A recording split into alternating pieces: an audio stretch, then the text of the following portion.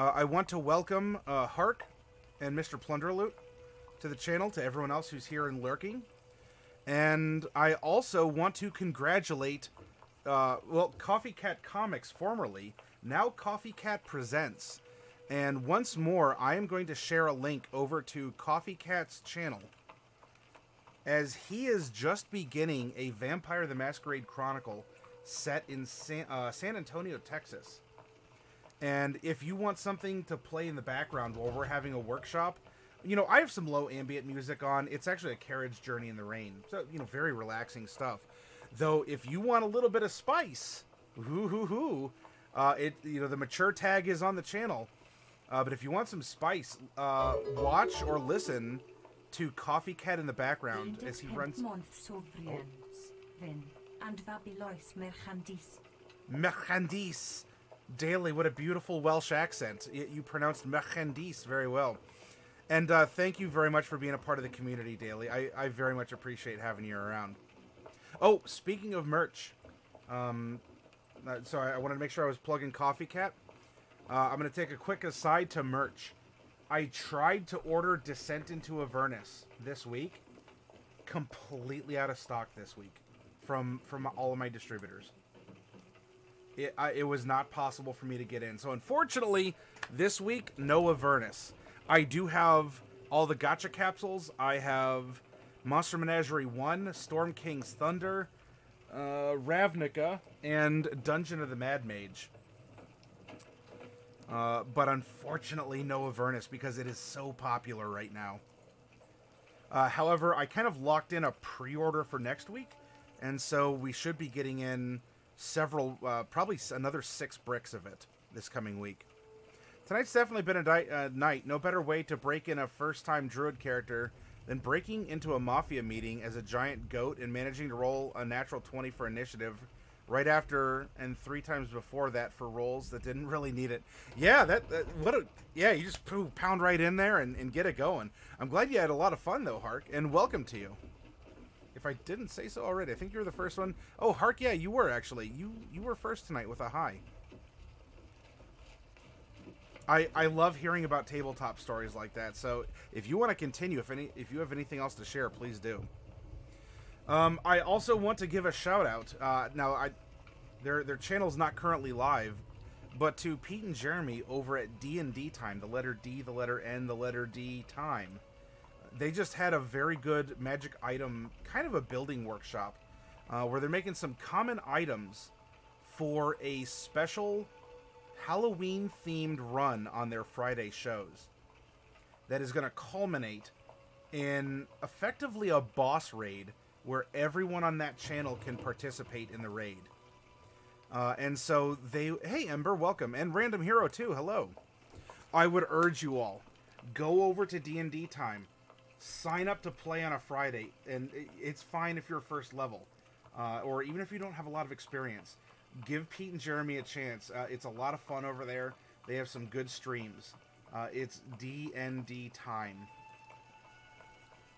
And I think...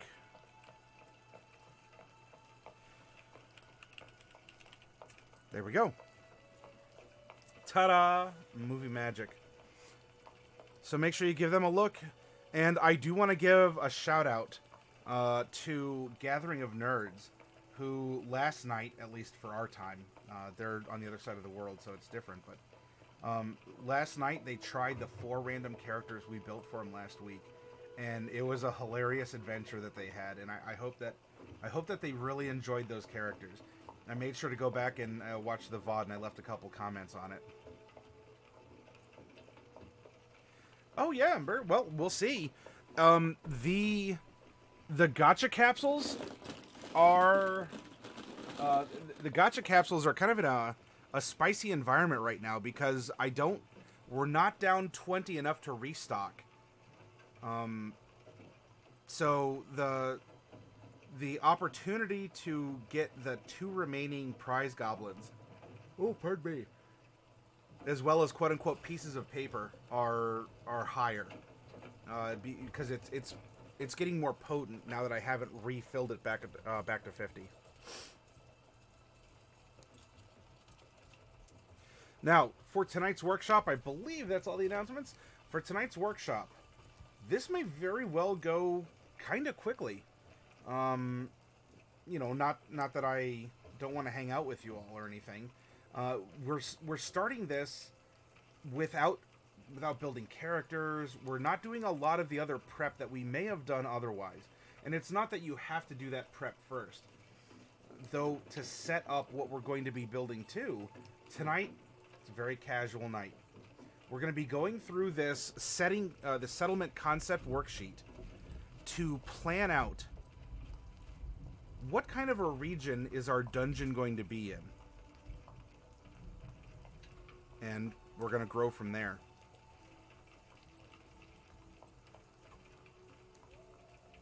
Because tonight is the dungeon region creation.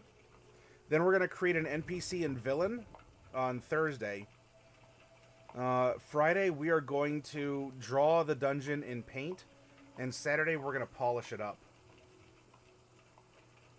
Now, there's a couple dungeon prompts as well that you see will come up. So it's not just going to be a settlement. But this is where we're going to start. Pardon. And I left my drink in the kitchen, so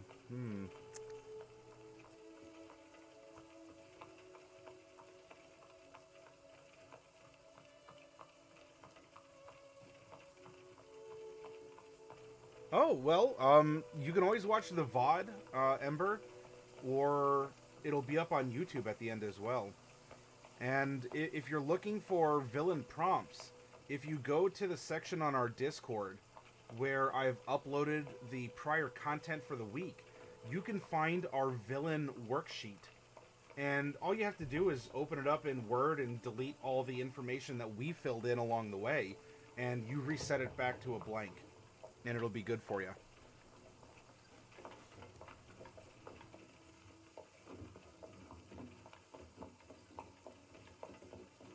Okay. Let's begin, shall we? Nice and easy night tonight. It'll be relaxing. Depending on how late coffee goes, you know what? I think we're going to be raiding Coffee Cat to see how he's running his game. Alright, so terrain types. The player's handbook. Hold on. What are we talking about here? Well, this is what I'm talking about. If you need to generate a prompt of some kind for a story, remember that druids and rangers, pardon me, my goodness, I had a very nice meal before going live, so my body's like, yeah, I'm all comfy and warm.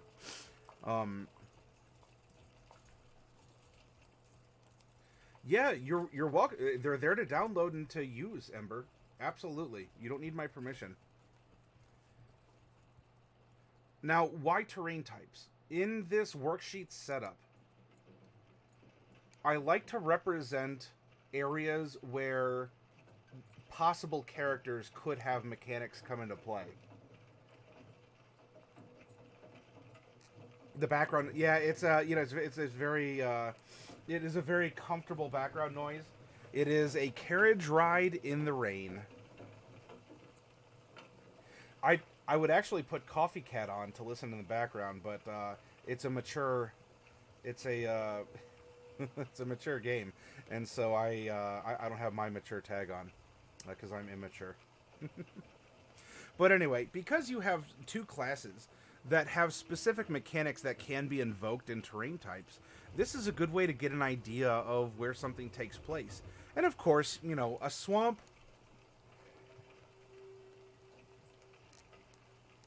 A swamp doesn't have to be the Everglades.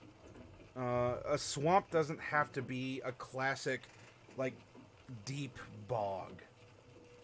Swamp might be just a very wet field, like the moors.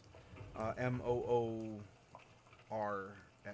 Well, there's two different moors in history, but anyway, the moors of England, right? They're fields filled with brush and grass, but they tend to be very wet, squishy, kind of muddy, and so you could take the swamp prompt in that direction if you so choose. Underdark doesn't have to be Underdark, as per Forgotten Realms. It could just be caves or a cavern or even a canyon. You know, if you're talking, let's say that we get Desert Underdark. Well, what if this is taking place in a Grand Canyon type setting? Oh. Or if you don't want to go down, what about going up?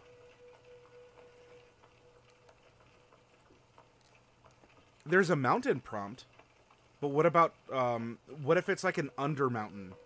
Where we're not necessarily, we're subterranean in the sense that we're underneath a layer of rock, but we're not necessarily super underground towards the, you know, the core of the earth kind of a thing.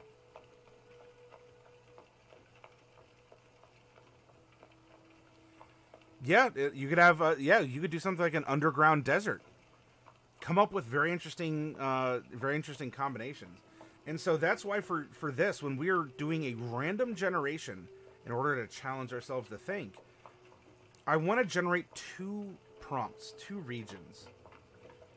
As I think most of the areas where we all live could easily be split into 2 different biomes that are in your region. It could be in your city, could be in your county, could even be in your state. And if you don't think your city perhaps would qualify as one thing or another, again, step sideways with it. Would Denver be mountainous? It's a city. It's in the mountains. What about a second one? Desert or grassland, maybe? If you want to consider things like prairies or, you know, or where you're going geographically with it. So anyway, let's roll 2d8 and get a prompt that is going to have us mix 2 terrain types together, as that will be a little bit more dynamic than just saying, okay, so, you know, it's like, well, not even Catan. If you play Settlers of Catan, not even those settlements necessarily always sit on one terrain type. Hot due to close magma and sandstorms caused by steam vents. That'd be cool. So it seems like when I roll this 2d8, you all want 3 and 8 to come up. Well, let's see what happens, huh? 2d8, here we go. 1 and 5. So we have Arctic, 2, 3, Arctic grassland.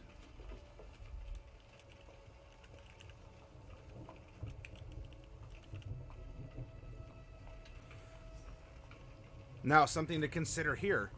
Arctic could very well mean it's cold all year round. It's just constantly below 0, winds are blowing.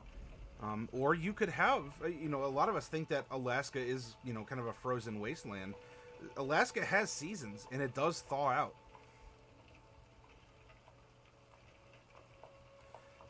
Yeah, so it'd be tundra, or taiga, I believe is another term that could be used there. It would be kind of a Siberia, right? Vast open lands. It's not devoid at all of plant life. It's just that it does get very, very cold. And so the plant life that's there really grows in the summer when things thaw and flourish. And, you know, the soil may still be cold. The growth may be slow, but there's still life.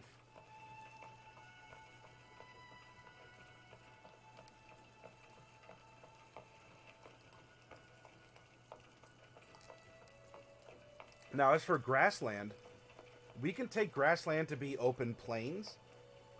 What else could, instead of grass, what else could be growing? There's things like you're saying Santa frozen blade grass. So it could be very dangerous to actually traverse. Maybe the blades of grass do grow serrated and they freeze and they actually can cut. What else could you replace the concept of grass with? Mushrooms might work. We've even used mushrooms as for forest. I guess it depends on the scale.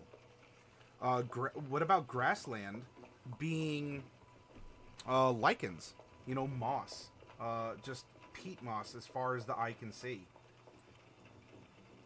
That could be a case as well. It doesn't have to be grass as we know it to grow in our lawns. Or think about this too. What about an Arctic bamboo area? Bamboo's a grass. Now, you could probably say bamboo could qualify as a forest as well, and that's fine. But, you know, a cold bamboo region would be interesting as well. You know, as the snow falls and the bamboo catches it, maybe they kind of like curve, and then they make tunnels that people just, you know, so the snow piles on top, but the bamboo actually keeps the snow off and manageable. And so there's just these tunnels made from living bamboo that form protective tunnels against the wind and the snow that continually falls. That could be cool. Yep, aspects of permafrost, giant vineyards. Yeah, vineyards could count too. Maybe a special, some kind of a supernatural, or just a normal plant for your world, but it's one that requires cold temperatures to grow for some reason. Maybe there's some kind of special photosynthesis that, with all the light that reflects off the snow, it just absolutely gobbles up light, and you actually have a fruit or a grain or a vegetable that can flourish in the snow. And so this is actually kind of a colony on the border that is living in the best conditions that you can for this kind of trade. And of course, it would be like, it could be something like the seasonal crab fishing, right, on Deadliest Catch. It's a roughneck environment. You are on the cusp of humanity. If something goes wrong, it's not like the next wagons are going to be able to get to you until after the thaw. And the thaw's not coming for 2 months. Frozen bamboo, that'd be so it sounds like I have a couple folks saying that you like the bamboo idea. I had planted blue vineyards in my setting around a frozen city. You just fluffed it for me. Thanks. Hey, yeah. Happy to do so, Santa. Salute. And this is where we cheer our wine cups together.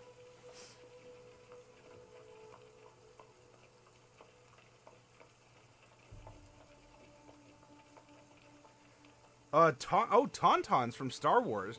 Yeah, so we could use Hoth, I guess, as an inspiration. That might be a little bit more mountainous, but certainly Tauntauns would have to eat something. Maybe there's like a winter wheat that grows.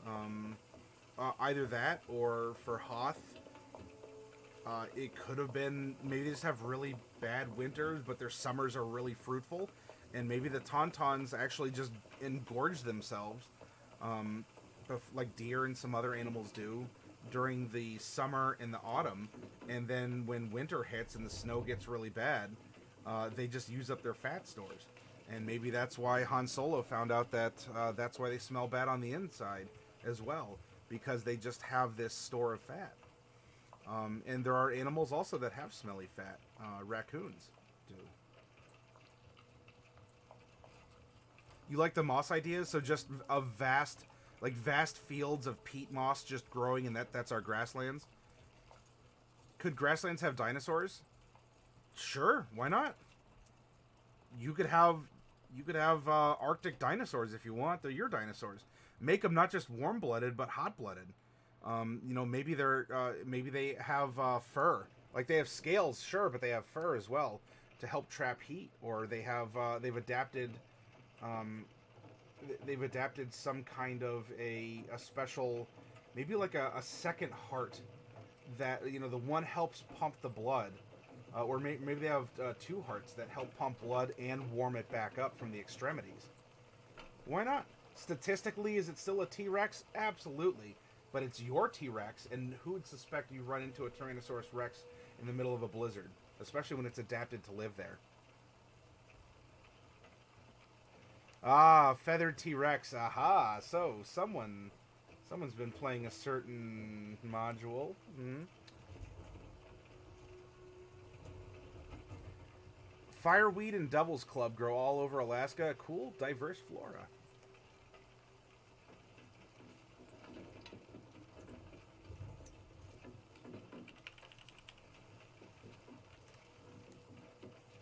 And you know what? You see stuff like this.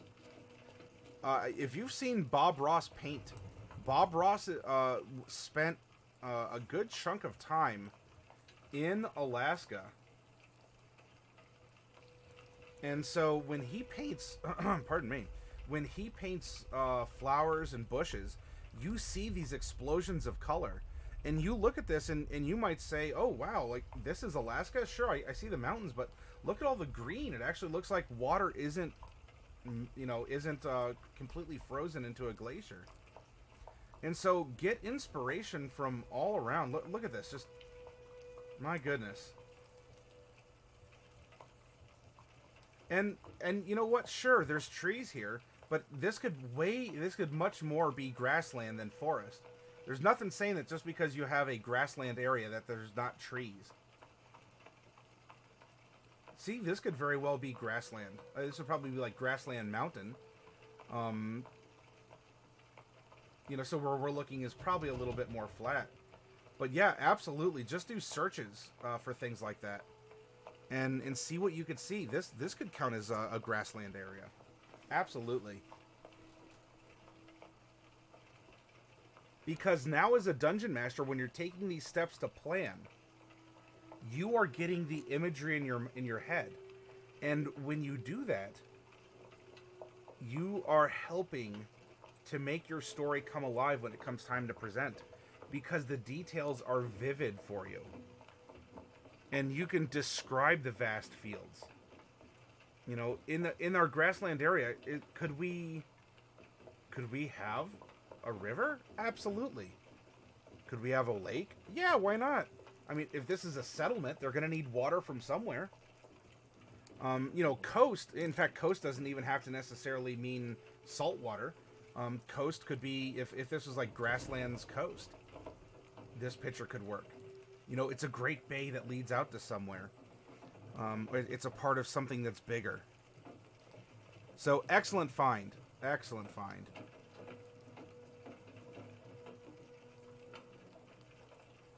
Yeah, lots of marshland in Alaska. You are absolutely correct.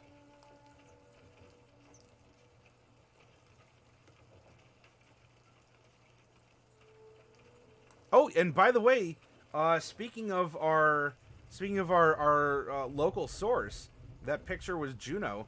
Diadems can tell us all about how you can have Arctic grasslands, as that is our prompt for our dungeon. Mount Rainier's alpine flower season is crazy. And Diadems, Crumdrade, I'm still pronouncing that correctly, right? Crumdrade was talking about Fireweed and Devil's Club. The one with the two mountains.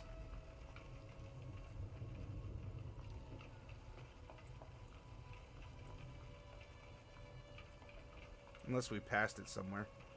I mean, talking about mountains in Alaska, that could be a lot of places here. Okay, Crumdrade. Gaming as usual, hello!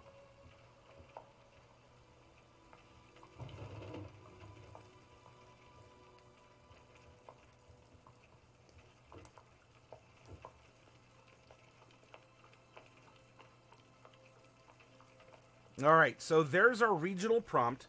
We want to get in the mood of thinking about something Arctic and grassland. However we want to take it. A lot of you thought maybe bamboo. Bamboo would be very interesting. And we could even work with that. Again, we don't have to think about the Great Plains of the U.S. or Siberia and Russia. We could talk about a lot of different plants. All right. Now we are finished. Hey, O'Sheeps, welcome. Now that we are finished with the player's handbook, we are going to close it and set it aside. And we're going to open our Dungeon Master's Guide. When fireweed reaches its top growth, it means the end of summer. How tall does it get then, Diadems? What are we looking for? Hey, Cold Spark. Because, around a lot of farming communities, there's expressions for stuff like that. For corn, knee-high by the 4th of July. That way it's a healthy growth season. There's also, if colors change or something happens. Hey, Donnie, welcome. You went to dinner, thought it'd be quicker than it was, but I made it. Well, welcome, O'Sheeps.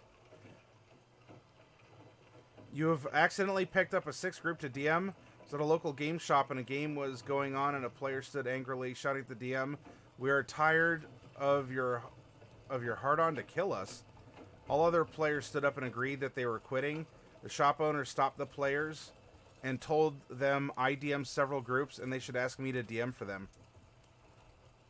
After chatting with them, I found out in just 5 sessions they had been through 4 characters, and the DM was a power-hungry DM that had lost a few other groups because of his actions. I felt bad, so I told them I could DM them. The shop owner told the DM he is no longer allowed to DM there because this was the 6th group he has had in 6 months, all ending bad. Oh my goodness. And what did that person say to his or her defense? Because, I mean, after a while, you kind of get the message. Heck, I'm running Tomb of Annihilation at the shop on Thursdays, and I was honest with everyone. I said, look, I'm not trying to kill you. This is a very deadly mod. And so there will be consequences for actions. And I also bring in what I call pre-apology cookies to everyone. And so I'll bring in like chocolate chip cookies or brownies. Don't tell any of my players, but what they're going to be getting tomorrow for Tomb of Annihilation, I bought a 16-pack of miniature cinnamon buns. And so I bring those in for them. I say, look, just enjoy yourselves, have a snack. No, it's nothing personal, but we're going to see what happens, as this is a very deadly adventure. No, you're going to tell them, oh sheeps. The pre-apology cookies is genius. Hey, it helps. I mean, when you lose a character in Tomb of Annihilation, and you look over at those like last couple cookies remaining, and you kind of like, can I have one? And you pull it over, and you're just kind of sitting there munching on the chocolate chip cookie while everything else plays out. It does help take the edge off. I'm telling them because I'm going to eat them before they get them. Well, see, so what I'm going to do is I'm going to say, look, y'all are my wonderful little cinnamon buns, and so here are some wonderful little cinnamon buns. That doesn't mean that you still can't die this session, so watch out. Frogman, hello. I think there's always that player who, as a DM, you have to go crack down on more, even if you don't want to make the game run smoothly. Well, yeah, as a dungeon master, especially if one is abusing the sort of the power inherent to that station, running something that, yes, there could be dire consequences, deadly consequences, but if you really have a reputation for just going on a power trip and killing people or whatever, I mean, you got to get called out on it.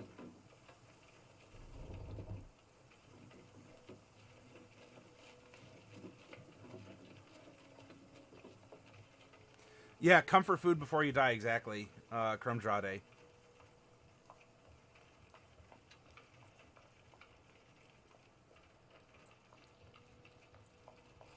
Frogman, yeah, if it ever turns into DM versus PC, stop. Alright, we're not playing a game anymore. This has become something else.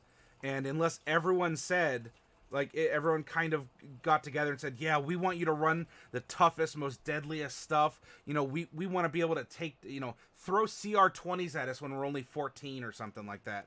And, if everyone's on board, then sure, go ham. But in this case, that was pointed out by Gaming as Usual. That does sound really...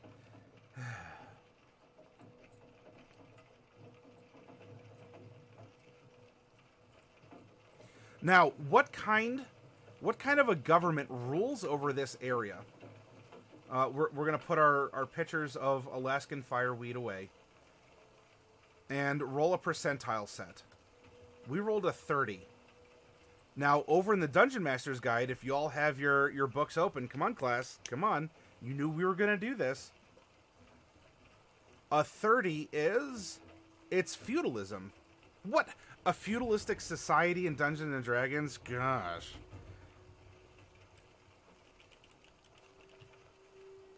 Now, if you do roll randomly on this chart and you're not sure what that type of government generally implies, hey, look at this. They're all here for you. Feudalism, the typical government of Europe in the Middle Ages. A feudalistic society consists of layers of lords and vassals. The vassals provide soldiers or scutage, payment in lieu of military service, to the lords, who in turn promise protection to their vassals.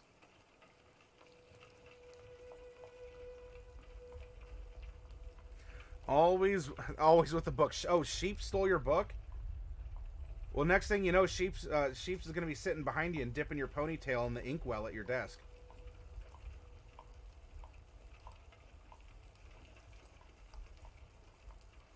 So we have a feudalistic society, and we could base this in a Western setting, or of course, many of us might romanticize feudal Japan. We're talking about Arctic and bamboo. Maybe we would want to go with more of an Asian, an Oriental presentation of this dungeon, of this setting. And this is exactly why we take things just one step at a time and think about it and mull it over. You could even look at if you wanted to go. We're talking Arctic, doesn't mean we can't go Antarctic. And we get sort of a Mesoamerican style. Or, if we wanted to apply something that would be more of an equatorial feudalism from Aztecs and Incas and such, however, we make it more along the lines of the Eskimo or the Inuit, the tribes there. Or, as I think Canada refers to their native tribes as the first people. Native tribes would, because you offer your services to your king or your chief, and in return the chief is supposed to, to protect you and to help guide in the next. First Nations. Okay. Thank you, Cold Spark. D&D of the Five Rings. Hey, Santa. Oriental Adventures. In 3rd edition, and maybe prior, but the 3rd edition Oriental Adventures book was set in Rokugan, which is Legend of the Five Rings. So yeah, we could do something either Inuit or a native tribe. Oh, if you want to stay in the East and still go the way of native peoples, there are the Ainu, Ainu, the Ainu, who are the Nordic native peoples to Japan. And they were primarily located on the northern island of Hokkaido, where if any of you drink Sapporo beer, or you enjoy, there's a couple memes you see coming up in anime, crab and some other things coming from the north. Header, welcome.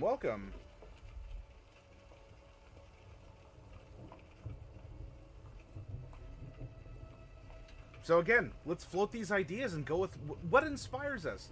Because if we're generating content for our players, we want it to be passionate. And it'll fit what we're presenting because we're the ones presenting it. That's our, we're role-playing the role of a DM because I don't have a group to, made for this. But we're going through and we're taking that as a presumption. Now, this is a personal preference. Whether you're describing a city, a county, or a state, or a province, or even a country, what are 3 interesting things that you can name? Let's take France for example. Can we reduce France down to 3 landmarks? Anyone? I could think of Normandy Beach. I could think of the Champs-Élysées. I could think of what's the region that the Tour de France takes place in? But still, that path as a landmark. Yeah, the French Riviera, Arc de Triomphe, Eiffel Tower. Now, that's also getting specific because that was the next exercise. So if I said, can you summarize France in 3 landmarks? What about Paris? Can you summarize Paris in 3 landmarks? And of course, there's the Louvre. There's castles and museums and all kinds of stuff. Or if we could we summarize a county or a region with 3 landmarks? And sometimes, hey, Notre Dame. And sometimes, well, look at the wine. You know, the wine is named for the region it comes from. Just how Champagne, it's not champagne if it's not from Champagne. Because that is a product of the region. And so we could think of the drink as a kind of a way of a monument. If not, then you could say the sprawling vineyards. But of course then, you know, are we getting into the mountains? Are we in the part with the Alps? Are we along the way to the Mediterranean? It's not champagne if it isn't on sale at Walmart for 40% off. There we go. Cheers, oh sheeps. So what I like to do is whenever I'm creating a region or a settlement. Oh, only the finest boxed wine. So Franzia. It sounds like France. So Franzia wines, are you a friend? I like to go into this section and generate some monuments, and 2 monuments in particular, and a weird locale. Something that's, look, this is D&D. We could be a little supernatural about stuff.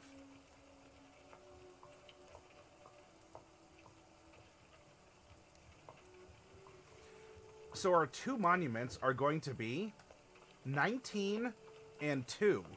19 is a ruined or toppled circle of standing stones.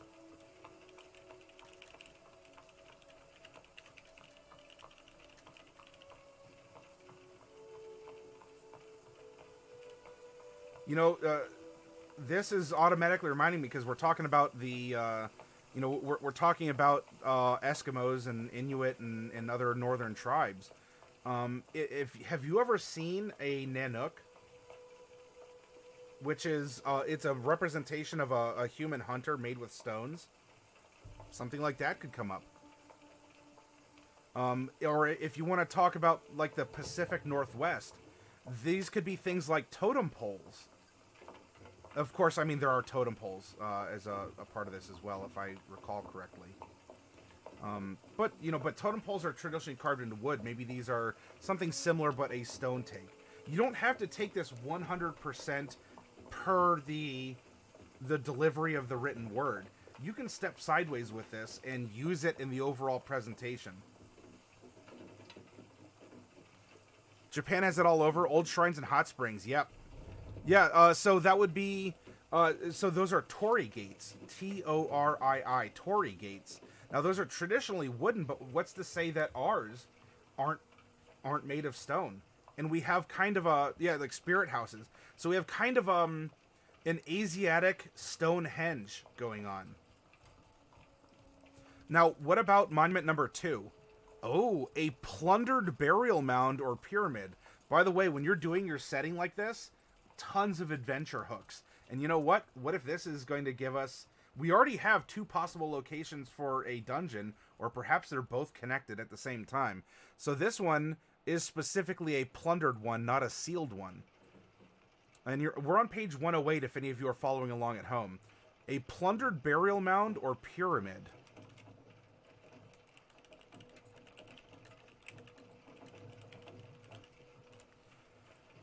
This is perfect timing building the central main city for my campaign. Yeah, then follow the steps, Donnie. If you're a fan of going random, then follow these steps to build a settlement. Now, what's something weird? You know, we have 2 things that could be weird, but are probably the manufacture of the humanoids that are living in that area.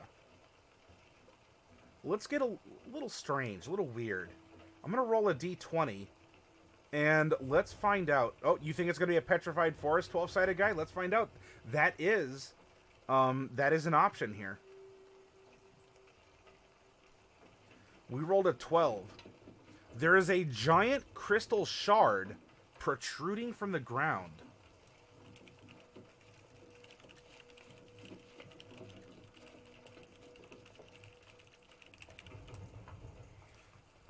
Is it a natural crystal? Is it sort of like a giant, like a geode? Could it be a meteor that crashed? could it be an ice crystal, like some sort of like permanent ice, because of magic or extraterrestrial or a little bit of both activity? Is this an object of fear or worship? All we know is there's a giant crystal shard protruding from the ground somewhere.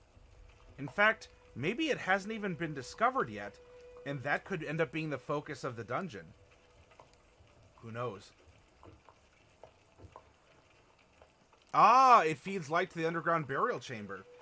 And I'm glad you said that. I used something like that, actually. I called them Lux Spires, L-U-X for light.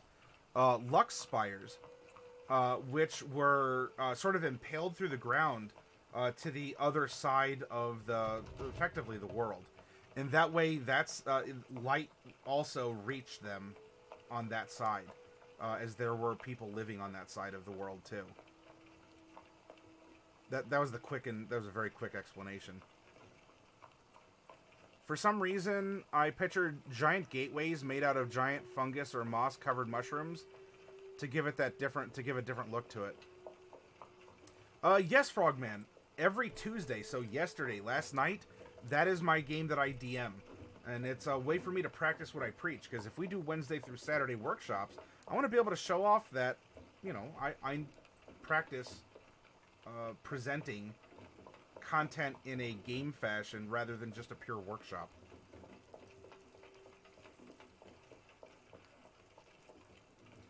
"12-sided guy says, your monuments and your crystal are all good elements in an area-wide map puzzle. Able to see the toppled ruin from the pyramid, the use of the light refraction for proper orientation to other points on whatever the map puzzle is." And you know what? 12-sided guy, we're making a dungeon, and no one ever said it had to be an underground former prison or something along those lines. You can absolutely have an above-ground dungeon in that sense. Oh, a prismatic source of northern lights. Ah, so perhaps... so maybe it's the top of, it could even be like a distant mountain top that has crumbled, and there's like a giant quartz or something along those lines. And maybe none of the locals approach it, but it scatters. Can you imagine that? Living, you know, 50, 60 miles away from a mountain. And yet, when the morning sun comes up, there's just this rainbow explosion of color that plays over the snow, in the grass, in the open fields at the base of the mountain. Do you know how awe-inspiring that would be? How beautiful that would be? And of course, that could influence the locals in how they dress, what, why, how, or who they worship. That could be a great prompt. Absolutely. You all are on... I mean, we're talking about the Arctic, but y'all are on fire here.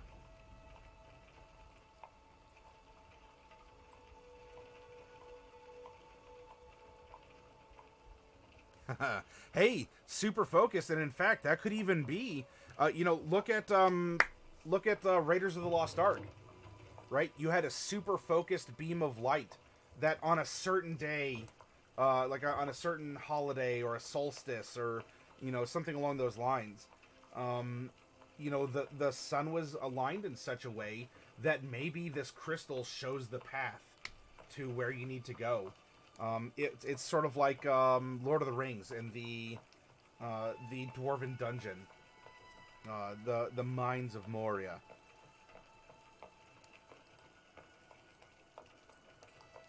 Oh, I'm sorry, Donnie. Well, it's not that I'm skipping them because they're long. It's just I get on a soapbox. I get so pumped up about this stuff. It's a city of guilds. The region is kind of policed by adventurer guilds working under a central bureaucracy that regulates them. The players just took over a low-ranked guild hall that was wiped out on an adventure. Well, if you need any particular inspiration or content, then let us know, Donnie. Of course, for something like that, if you take concepts out of Guildmaster's Guide to Ravnica, even if you have to scale them down a bit, that could be really cool.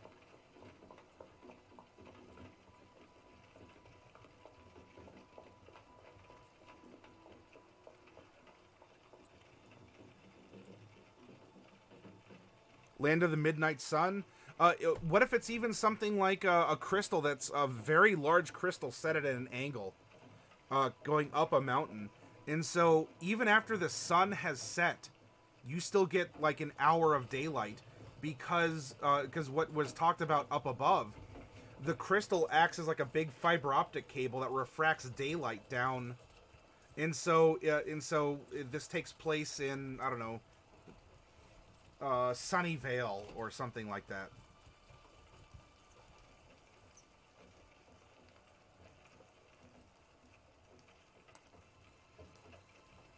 You love discussing in-character guilds. Only recently, in my long D&D career, have I ever played campaigns where I don't start or join one.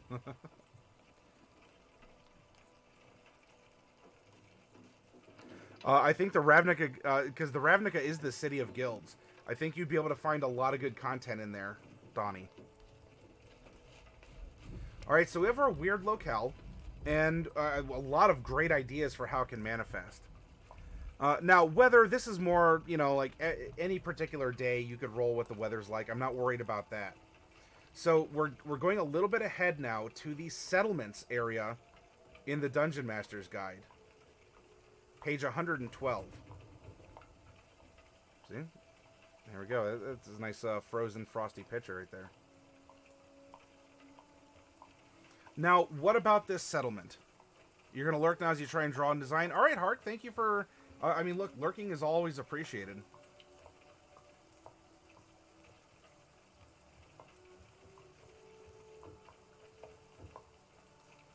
So we have a dominant race and a minority race.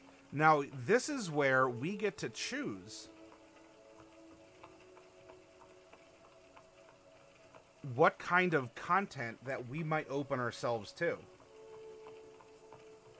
If we have everything open, I mean, even the D&D time races, and we open this up, that's 35 different races that can exist here. And maybe we do. If you wanted to go just down to the player's handbook, then we can winnow things down here. You know, are you running maybe more of a monstrous campaign? Now, you may have, you know, humans and elves and whatever as the party visiting that region, but maybe you just want Volo's monsters, or Volo's PCs here to exist. That's fine as well. Alright, no problem, Donnie.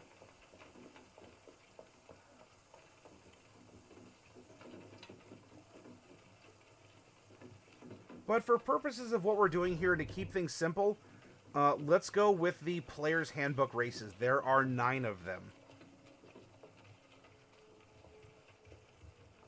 I'm going to roll 2d9 to determine a majority race and a minority race. 9 and 5. Alright, so we have majority tieflings, minority half-elves. And in this case, is a half-elf a product of a human and an elf?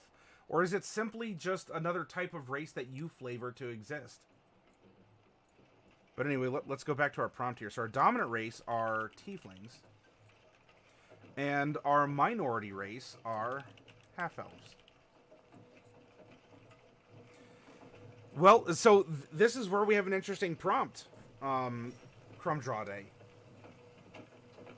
Tieflings are traditionally, you know, spawns of Asmodeus, or otherwise, you know, they come from fiends from the 9 hells, as they're traditionally infernal, not abyssal. However, there is one layer of the 9 hells that is absolutely frozen over. And what if this area is actually populated by tieflings who are descendant from that layer of hell? And you could describe them physically different. Maybe they all have kind of, you know, yak horns or ram horns. Animals that you might find in frozen areas. Heck, give your tieflings some, like, deer antlers or moose horns, even. How about that? And then their coloration might be reflective of where they live. They might be more grays, blues, whites, in that regard. And so they're tieflings, and all you have to do is mechanically swap fire resistance to cold resistance. And some other, you know, whatever, some cosmetic stuff. They're still tieflings. In fact, one of the books, I want to say it's Mordenkainen's Tome of Foes, actually has tieflings that are from that layer of hell. But if we're sticking to the player's handbook, swap the resistance, change their coloration. Maybe so maybe they have feet, or maybe, you know, normal Asmodean tieflings have hooves. Maybe these ones have actually developed. You know, we're talking about what tauntauns earlier, Marlboro Man. So what if, you know? So what if instead of hooves, like a devil may have, they actually have kind of feet that can spread out? The crystal's a magic seal to their home. Stygia, ruled by Levistus. Oh, it is Levistus. I should have known that. There is a player on D&D Time who is a fiend-packed warlock, and she is all about Levistus and channeling ice powers. Thank you, 12-sided guy. So yeah, so this is actually these are Stygian tieflings. In fact, we can even make a note here.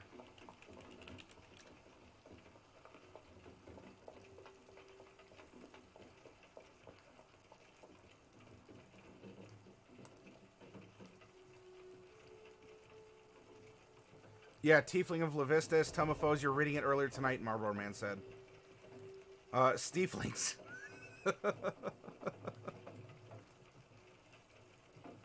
That, or, I don't know, Stigling sounds kind of, although that also sounds like some sort of new, like, body modification trend.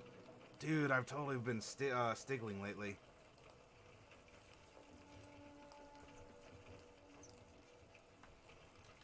And of course, then we can wonder, so hear about this.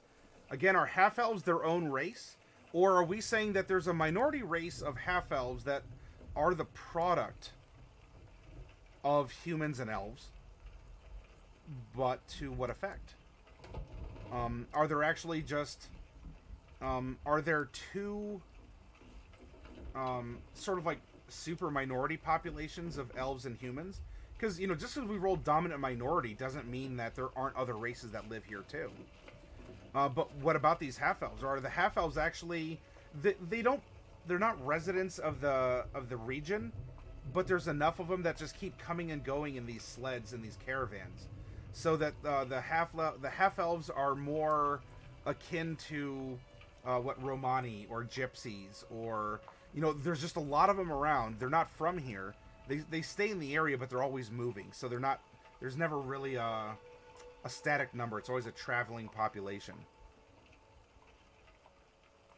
That's right. In the other half could very well be. The other half could be tieflings. And so what we might find, in fact, when we get to things like race relations, or the ruler status, that'll give us a clue. But what if the tieflings?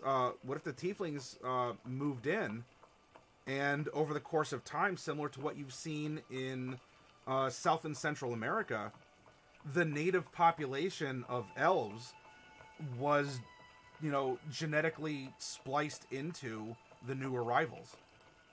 And so now there are very few actual natives in that area. However, many of the people who live there bear some heritage back to the native peoples.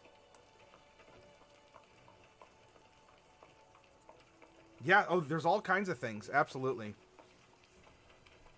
The half-elves could be a people who fled from a bad place because of hatred. Yeah, they could just be refugees. There's nothing saying that it hasn't been these Stygian tieflings forever, and then the minority race is actually just something that happened in the last year. 2 years. 100 years. However long. You all are absolutely correct. Now, what about their race relations? What is going on between these two peoples? There's a chart here, and I'm going to roll a d20 to find out. 2. They live in harmony. So this is going to suggest that through familial or economic or some other sort of bonding or unification, this has occurred, or there's some other kind of trade or barter going on with labor, with knowledge or skills, so that they are living. These two different races are living in harmony. And of course, I mean, you have. What if the elves were living here first, and maybe they were, they were natives? Because we're talking about that. Do I ever use lair actions outside of boss combats? I don't really use lair actions at all. I've never really had the opportunity to do so gaming. It's not that I don't like them or I don't understand them. I just haven't really been in a position to use them.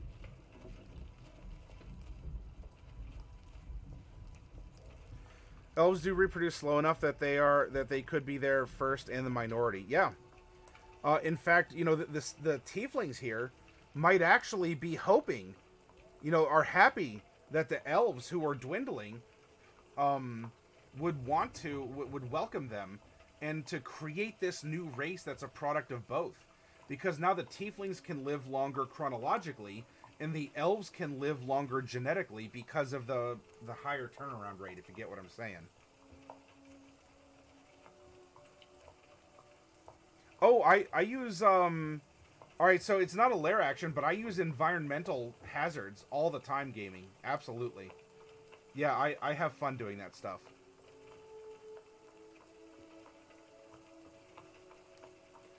So we can think about how do they live in harmony, and I think we might be onto something here. If any of you have played Small World, then you know that there are races that might have been there originally, and they create something wonderful and large, and then they die out, they go into decline, and the next wave of people comes and takes over the area.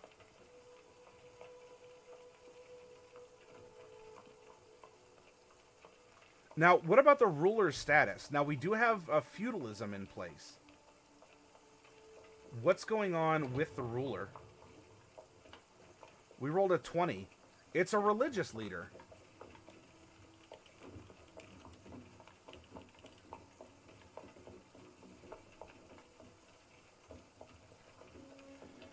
This is, of course, prompting other questions. So what is the religion? Are they, are these pilgrims from the hells that have come? And so it's actually a form of devil worship. Although it's, it's more or less the main line. Not that they're going out and ransacking neighboring villages, because this is what's there. Or is it actually just more of, did the tieflings here end up adopting the customs of the elves? And so it's more of an animism practice, like a shamanism or something like Shinto. If we want to go back to Japanese inspiration for feudalism and Arctic and bamboo and stuff like that. The elves could be the drow. It's possible.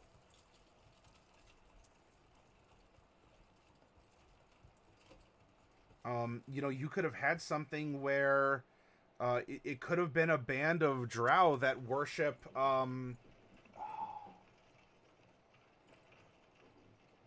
Elistrea. There's one good goddess in the drow pantheon, and so of course those people are outcasts and are hunted down by the others that live in the Underdark. And so we could have drow that have been exiled because they follow this I think she's kind of like a moon and luck goddess. I'd have to double check. Actually, I have the player's handbook. Let's do that right now. Boop-a-doop-a-doo.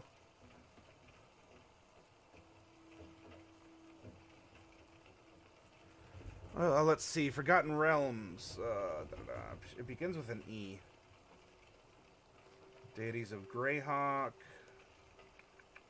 Dragonlance. No, you're not in Dragonlance. Not Eberron.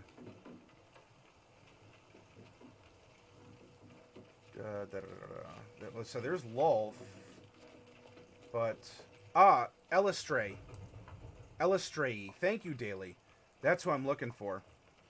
And so Elistray, who I was hoping might be in the non-human area here.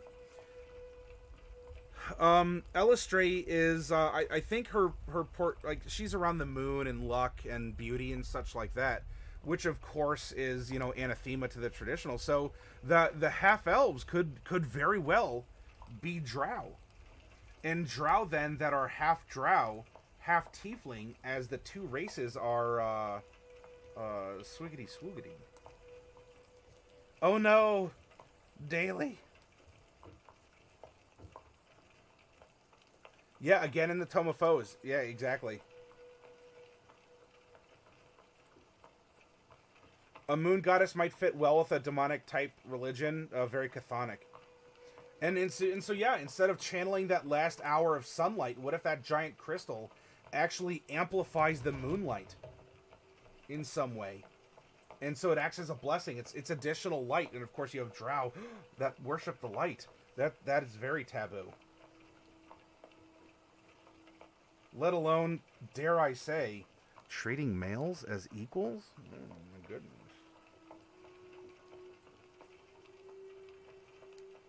Oh, that's what got you, Daily. And you know what? So even if we don't want to base this off Elistray, you know, we have that good prompt, as Frogman pointed out. Let's create our own moon goddess. Why not? And so in so doing, you know, we create something fun and original, or something that, even if you're presenting a traditional Forgotten Realms or Eberron, or I was gonna say Toril, that's Forgotten Realms. If you are on Kryn, which is Dragonlance, this is their own pocket of something. Treat yourself to some Mountain Dew. Anonymous with $10. Treat myself to Mountain Dew? Oh my goodness. Well, if I do, I'd have to get some Diet Mountain Dew, because I save my sugar intake for things like cookies and brownies. Otherwise, I wouldn't want to be a fatty, huh? Thank you very much, anonymous gifter. In fact, what I will do is I will put that in the amount that I'm taking to the convention, because I am going to TwitchCon at the end of this month.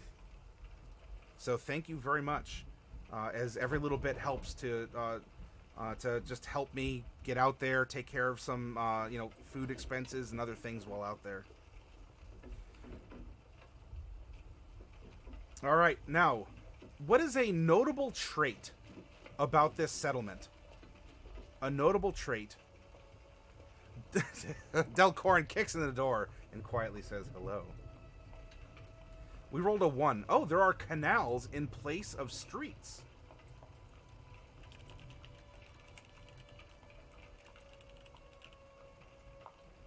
Canals in place of streets. And we have an Arctic grassland region. What could this mean? Ah, perhaps the town is located on a hot spring then. And so maybe we have something like sure, maybe we have something like a Venice, except the town is on a hot spring, both for heating and also just for the fresh water that's readily available.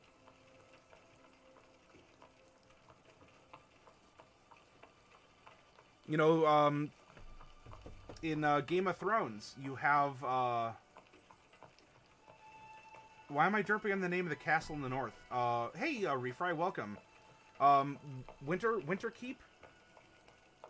Shame on me for forgetting. Winterhold? Could be Hathor. There's Winterfell, that's right. There's a history there that connects Forgotten Realms to Earth. Oh. So Winterfell actually has a hot spring underneath it, and there are old machines built by the Maesters that pump the hot water through the walls of Winterfell to keep the extreme cold at bay. Delcorn says, I like to say Whiterun, even though that's the wrong universe. Oh, you'd live in Winterfell? Even in the winter? Of course, they're always prepared for it. So, that's a good way of taking this. All right, now, this place is known. Even in winter, my wool is thick. you live in Dragonstone. All right, so I guess y'all are staking out like vultures. Vultures over Westeros here. Y'all are carving up the map to your own design. It's all right. It's cultural there. All right, now this place is known for its... We rolled an 8. This place is known for its tough warriors.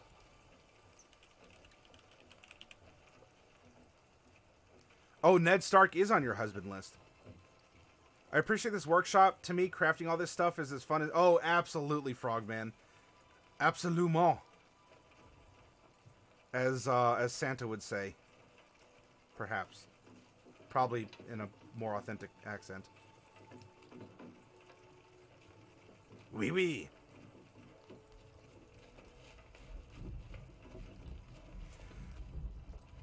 Now, something is always going on. There is a current. There is a. I know. Oh, sheeps! Just stupid, sexy Flanders. Just.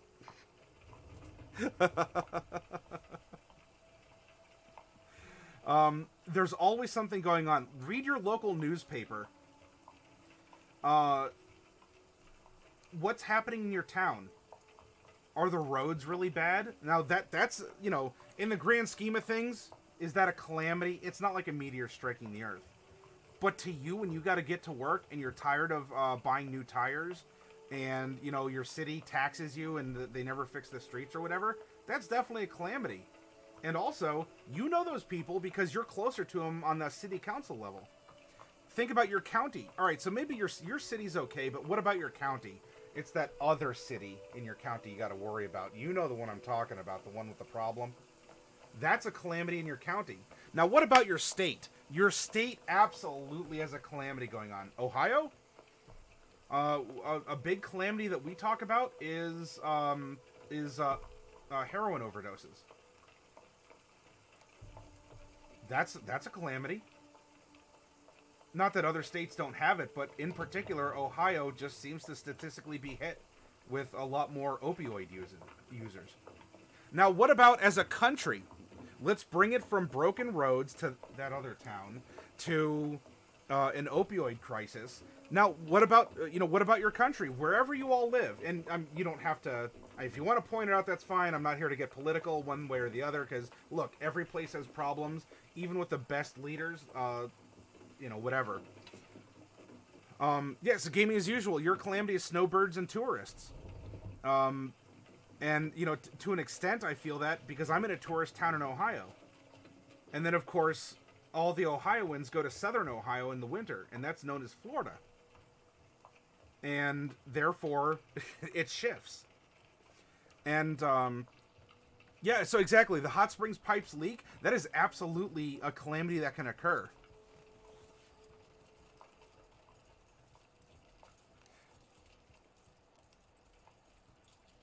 Mm-hmm.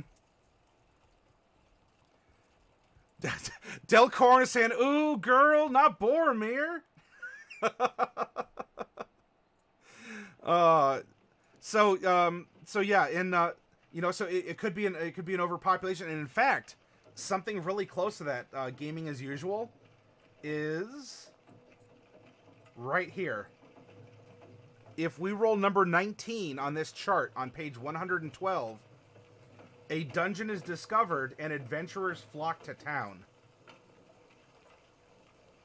As a Canadian, my calamity is global warming. The number and size of fires we have has gone up.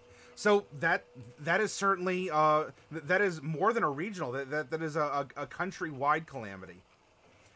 And so all of this can apply from a city level to a state or a country level, if you wish. A continent, even, if you desire.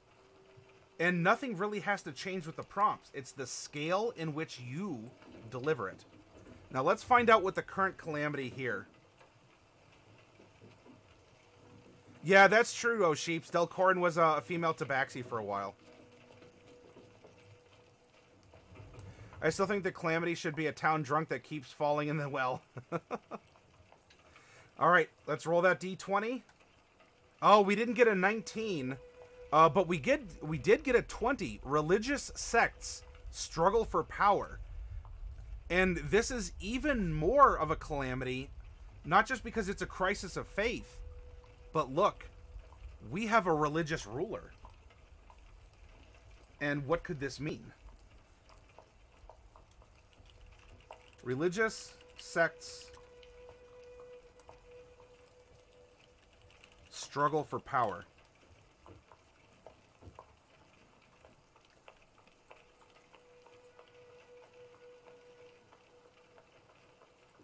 Everyone has to rescue him daily, and people keep getting sick from it. Yeah, someone's poisoned the water hole. And you know who that someone is, too. It's the town drunk. Now, we don't have a town name yet, which is fine. You know, that's kind of here as a placeholder. Most of the settlements that you'll develop, though, are going to have at least one kind of a religious building. Could be a huge grand cathedral, a mega church holding, 20,000 people, because it's really just a stadium that's rented out. Or it could just be, it's a little farming town. Everyone got together and, kind of Minecrafted a bunch of dirt and sticks together into a little shrine. Still, what is our religious building, or what is a religious building in this settlement? Let's roll a 20-sided die. We rolled an 18, a hidden shrine to a fiend or an evil deity. How auspicious is this? Oh, sheeps, there's usually something we say in conditions like this that applies yet again to the situation.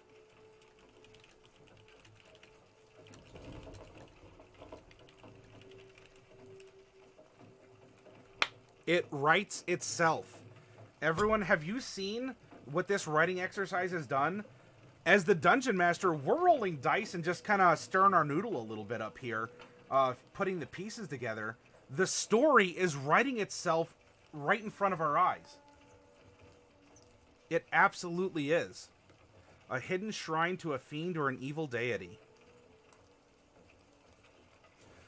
Now, there's also, a good place to go in town, a tavern or some equivalent. Maybe it doesn't serve alcohol, and that's fine, but it's a place where everyone gathers. It's a longhouse, a great hall, whatever. No problem, Donnie. Hey, no, if you gotta make time for family and anime at the same time, even wombo combo, so be it. You gotta do what you gotta do. I mean, oh no, spending time with family and watching anime. I hope someone can jump on that grenade. Now, the name of this place, we're going to roll 2d20. 17 and 20. The best tavern in town is called the Mysterious Star. Is that a reference to the giant crystal?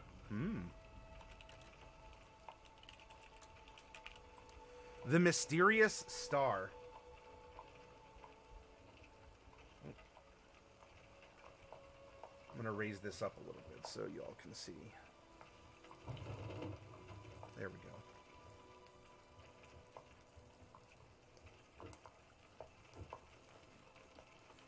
The Mysterious Star. Now, lastly, what kind of a tavern is this? Yeah, they're all in the DMG, Donnie. All out of the DMG. Let's roll a d20. One in particular. We rolled a 17. So this place caters to a specific race or a specific guild.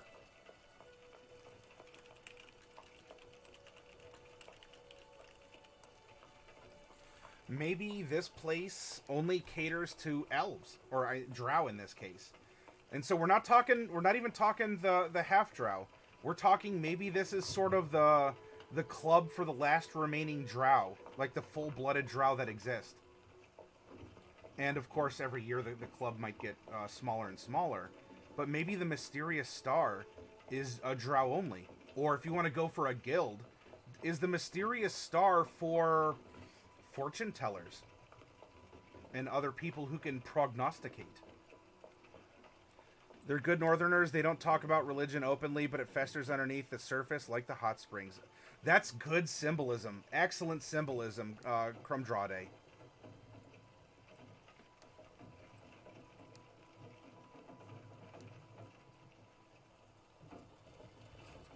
Oh, sheeps, that's why you hang out here.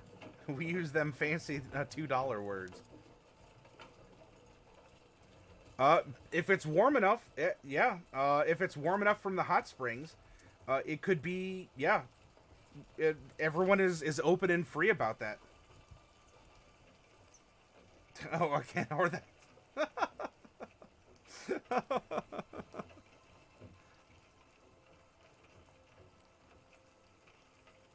You're using words longer than my leg.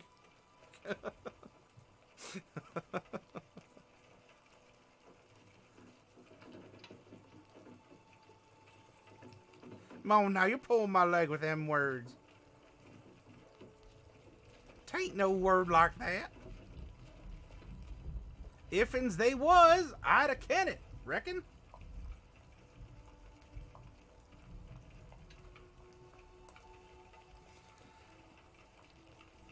So we have an amazing base from which we can start imagining our dungeon. Where would it take place? What would it involve? Would it have a hot springs section? Would it be connected to this hidden shrine? Could we actually connect the two together and go forward from there? So what I'm going to do, we're going to continue this exercise, but let's get up and take about a 10-minute break, stretch our legs, take a constitutional around your house, get a snack or a drink, and when we come back, let's continue exploring the region and maybe even map it using complex, collegiate degree required topographical software like MS Paint. And I'll show you how you can make a fun map in MS Paint that it gets the point across without you needing to pull your hair out.